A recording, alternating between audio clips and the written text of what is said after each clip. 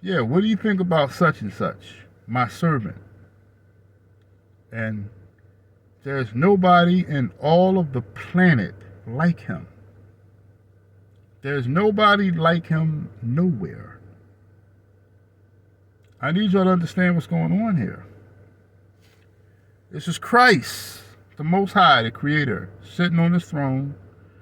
And he's sitting there like this because the sons of God came to praise Christ, and Satan came also with them. So a group of angels, all the angels, come to bow down to Yahusha, and Satan came with them also.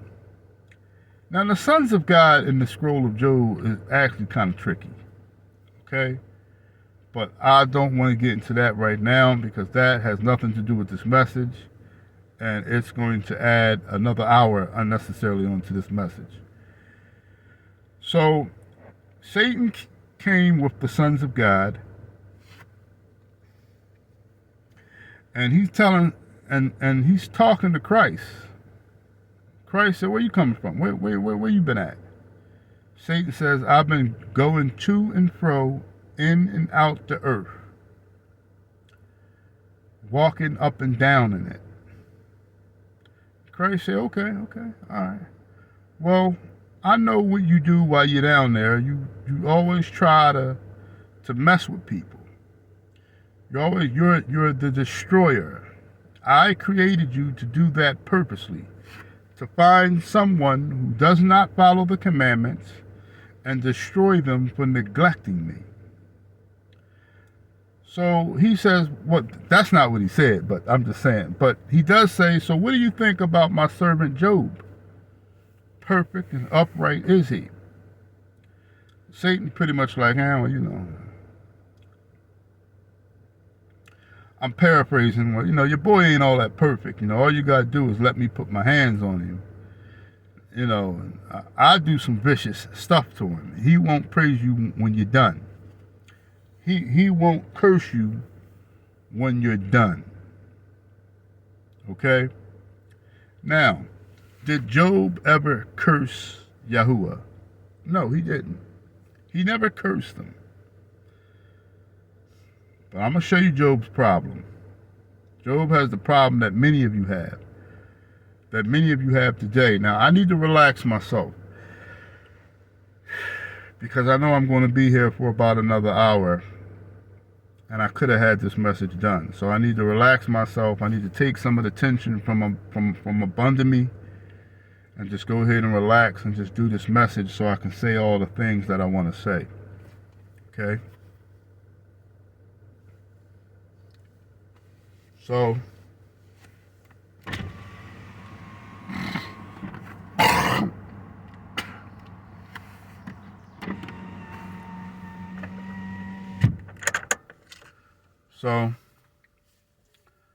what's going to happen here, I want y'all to pay close attention. Leading up to the 38th chapter, and you're going to see why I said that in a minute.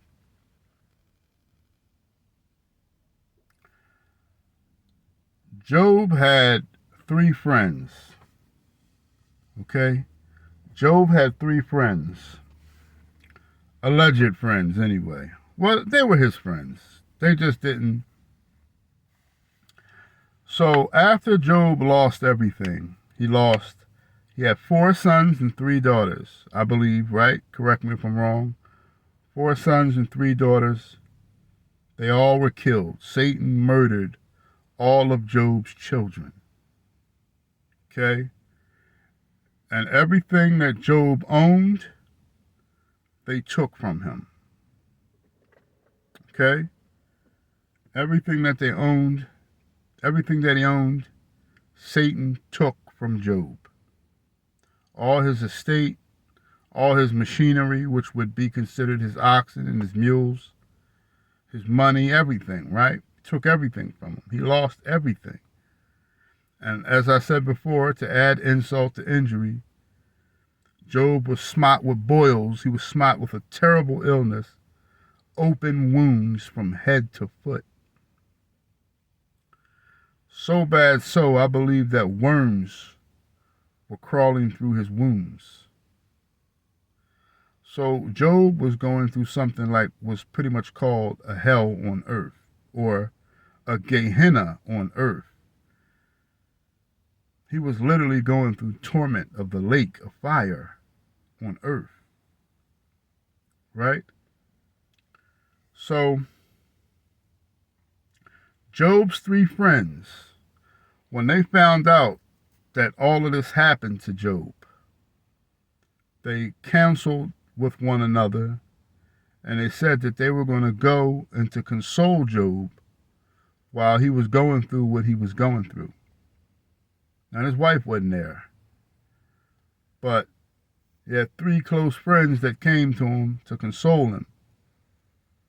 And I want you all to listen very carefully. Job's 3 friends, what was his friend's name? Eliphaz, Bildad, and Zophar. Eliphaz, Bildad, and Zophar were Job's 3 friends. They all come to him while he's on his deathbed. Now, everybody in the land knew that Job was a commandment follower. Nobody could deny that. Job was an upright and perfect man who followed the commandments of Christ. For heaven's sakes, Christ bragged about him out of his own mouth to Satan. There's no way around that. Okay?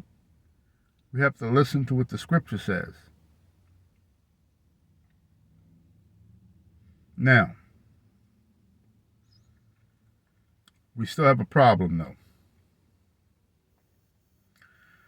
For about 25 chapters, Job's friends, I don't think it was that many chapters. I think it was a lot of chapters.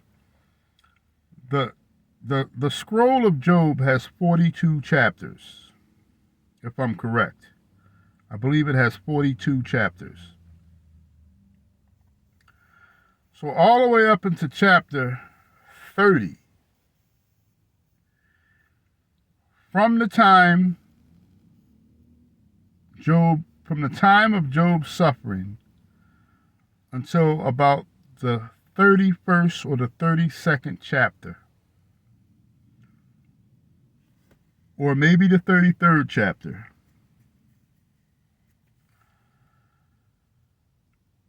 Job's friends were speaking to Job, attempting to figure out why Job was receiving this punishment from the Most High, from Christ. So now I need you all to understand what's going on, because even Job's friends knew that he was a commandment follower. They knew this. Nobody was a stranger to Job's righteousness, right? People knew he was righteous.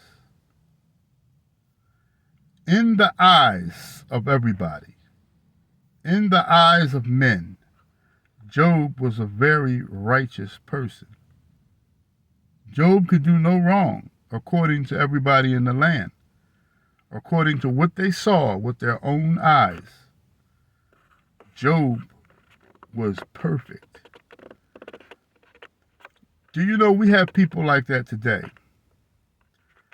People whom are leaders of organizations and individual teachers who can really do no wickedness in the eyes of the people.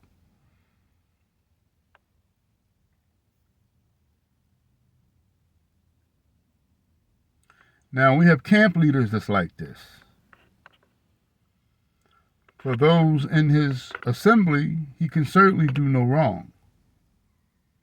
And even to many of you, without their gates, you see nothing wrong with this person. Individual teachers as well. Whether they teach in synagogues, or whether they teach on YouTube, or whether they teach on Instagram, whatever. You have to understand that even these people, from the eyes and from the perspective of men, of ordinary men and women, these people can do no wrong.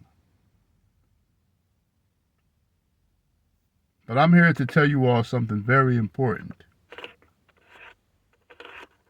Nobody is perfect. Now, in my last message, or either my last message or my message before last, I superseded something that Paul said, a statement that Paul made. And Paul said that a specific person in leadership or specific people in leadership have to be blameless. Well, Paul also covered his own tracks by saying without controversy. Now, I can supersede Paul, but I can't supersede the Old Testament because the Old Testament is set in stone. But I can say that it is obvious that Job being perfect is misconstrued. It has to be.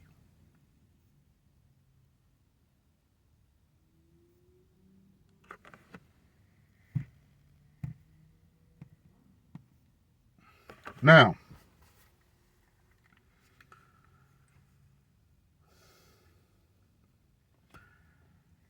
Job's three friends, what was their purpose?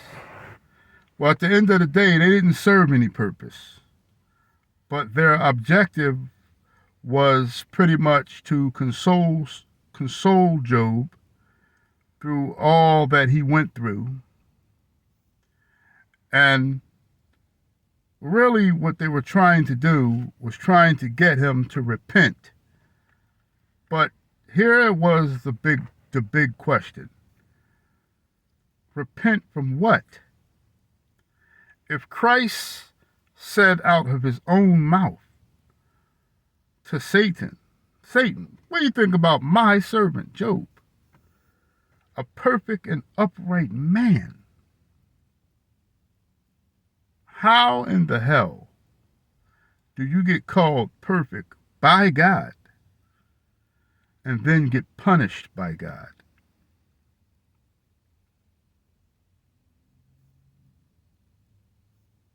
And I want many of you to listen very carefully, because if it had not been for the blood, if it had not been for the blood of Yahusha, many of you people that are like Job would be in a very, very discomforting situation.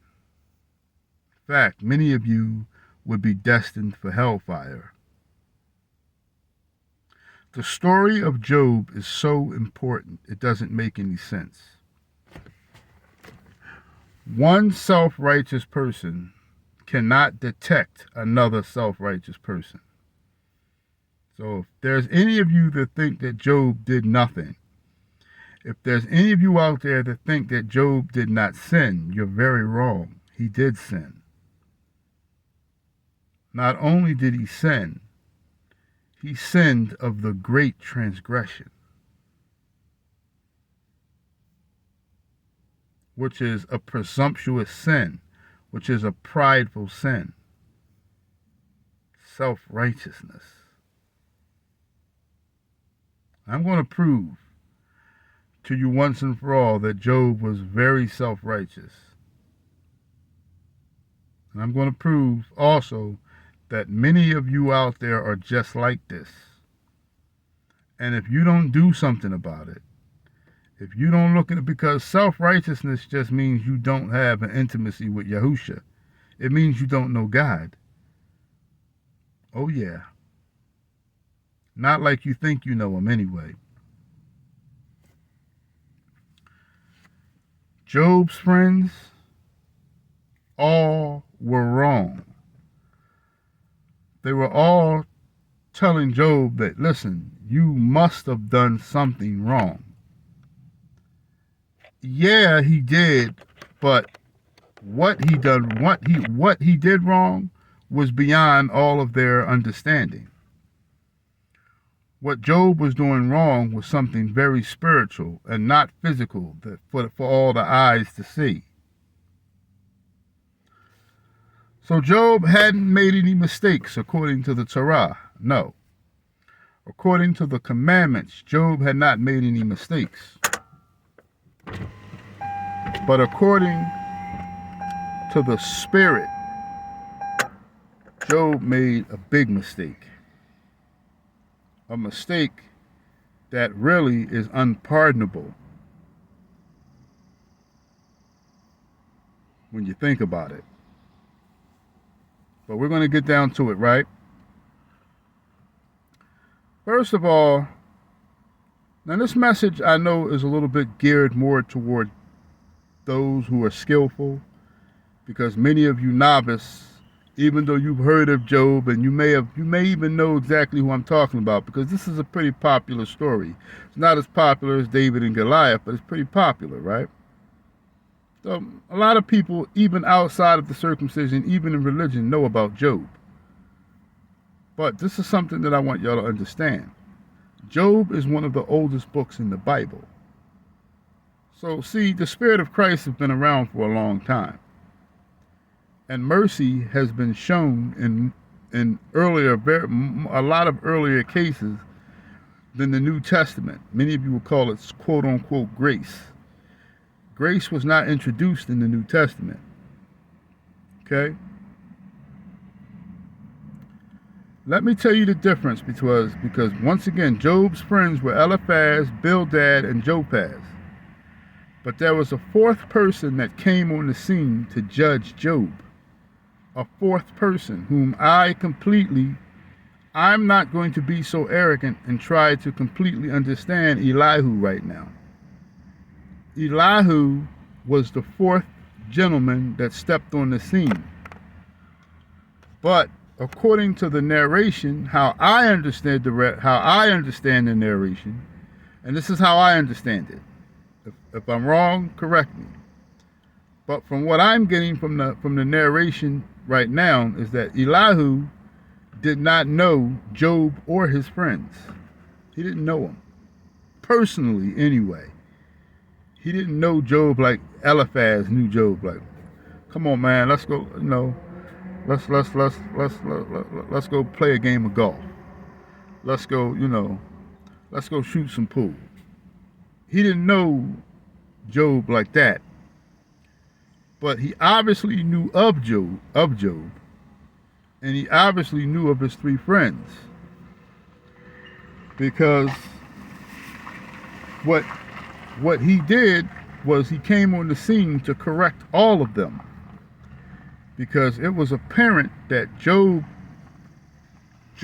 and his three friends, none of them knew what they were talking about. Because the whole objective was to figure out why was Job being punished. The objective alone was arrogant. If you scratching your head and you trying to figure out why Christ is doing something to you, in my opinion, and I'm saying that this is my opinion, if you're scratching your head and you're trying to figure out why the Most High is punishing you, then in my opinion, and this is only my opinion, that's arrogant. That's having a pompous attitude if you're trying to figure out why you're being judged. Now, I'm not saying there's nothing wrong with it, right? But to me, it's arrogant. So the whole concept with Job and his three friends attempting to figure out why he was being punished, that alone was high-minded. So, between the counsel of Job and his three friends, Eliphaz, Bildad, and Zophar, none of them could come to the conclusion of Job deserving the punishment that he received. Now,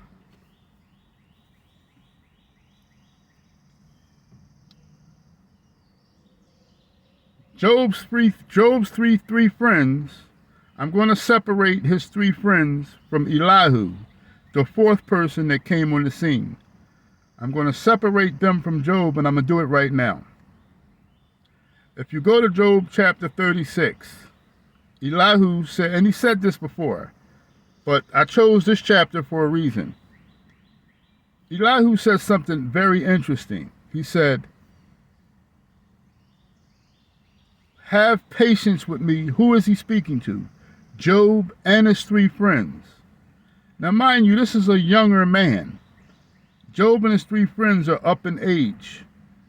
And Elihu is of younger stature, probably within his mid-20s, maybe. So he says, have patience with me a little, and I will show you that I have yet to speak on God's behalf. I want to separate Elihu from Job's three friends right now. Job's three friends were not speaking on behalf of Christ. They were simply giving their opinion. They weren't even speaking on behalf of the commandments.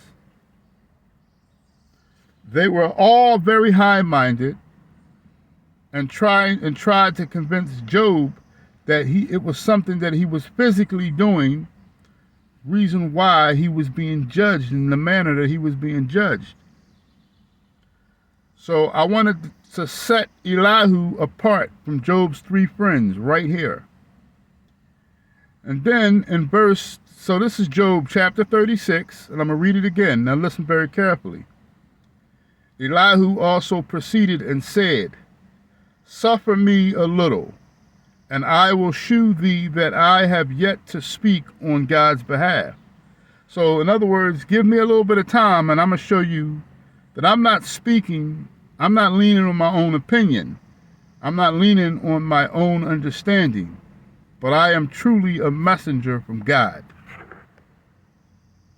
So even though I don't have Elihu completely figured out, it's obvious that he's a messenger from God. Okay? Now, listen carefully, because then he's going to say something else. He's going to say, I will fetch my knowledge from afar and will ascribe righteousness to my Maker. Where does wisdom come from? Wisdom comes from Christ. So the first thing Elihu said was, the knowledge that I am about to give to you all is wisdom.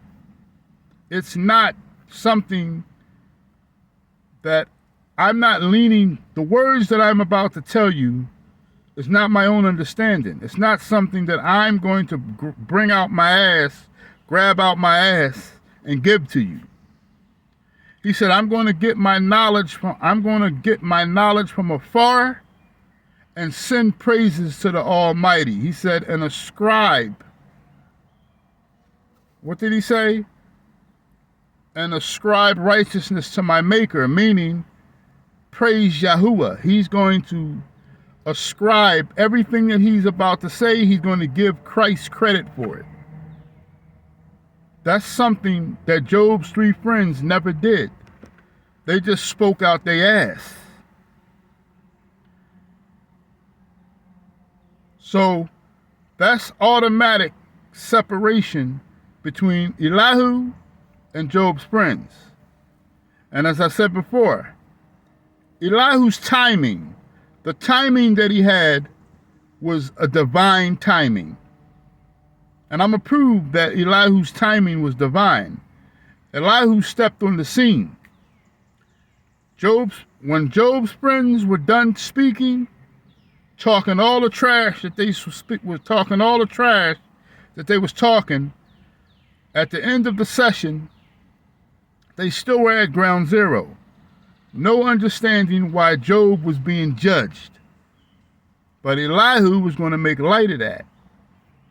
Now, Elihu started talking somewhere in verse 31, 2 or 3.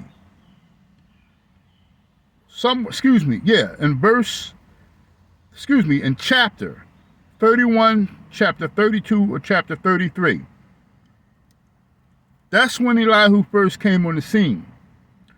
So Job's friends was talking for about 20, 21, 22 chapters, and they got to the bottom of nothing, and then that's when Elihu came on the scene. Now, I'm going to prove that Elihu's timing was of divinity. And I'm going to prove that Elihu knew what he was talking about, and he was talking in the spirit of Christ and not out his ass. So, we have a dilemma here, right? Because you have a man by the name of Job, where Christ said out of his own mouth, so much so that he bragged to Satan. When Satan said, yeah, Satan, he said, where was you going, Satan? And Satan said, man, I was going to and fro, walking up and down in the earth. And Christ said, well, how do you feel about my servant Job? So this is Christ bragging to Satan about Job, saying that Job was a perfect and upright. Christ said it. Yahuwah said it out of his own mouth.